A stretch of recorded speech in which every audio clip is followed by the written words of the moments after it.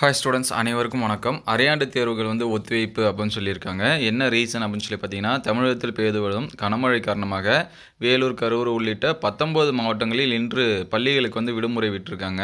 இதையொட்டி விடுமுறை அறிவிக்கப்பட்ட மாவட்டங்களில் இன்று நடக்கவிருந்த அரையாண்டு தேர்வுகள் ஒத்திவைக்கப்படுவதாக பள்ளிக்கல்வித்துறை அறிவித்துள்ளது அப்படின்னு சொல்லியிருக்காங்க.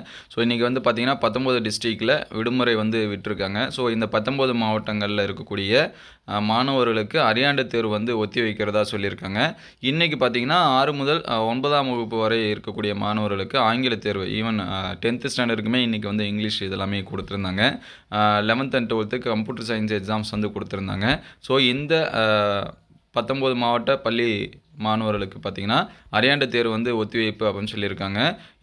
இன்றைக்கி நடக்கக்கூடிய எக்ஸாம்ஸோட டேட் பின்னாடி சொல்லுவாங்க. மேபி பார்த்திங்கன்னா நமக்கு எல்லா எக்ஸாம் முடிஞ்சு பின்னாடி வைக்கலாம், அல்லது ஜனவரியில் கூட வைக்கலாம். ஏன்னா நமக்கு ஏற்கனவே மழையின் காரணமாக விடுமுறை விட்ட 3 மாவட்டங்கள் சரிங்களா, விழுப்புரம், அதுக்கடுத்து கடலூர், அதுக்கடுத்து திருவண்ணாமலை, இவங்களுக்கு எல்லாமே ஜனவரியில் எக்ஸாம் சொல்லியிருந்தாங்க. ஸோ அவங்களுக்கு கூட நடக்கிறதுக்கான வாய்ப்பு இருக்குது. ஸோ அடுத்தடுத்து அப்டேட் விட்டாங்கன்னா உடனே அப்டேட் பண்ணுவோம். ஸோ தேங்க்யூ ஃபார் வாட்சிங்.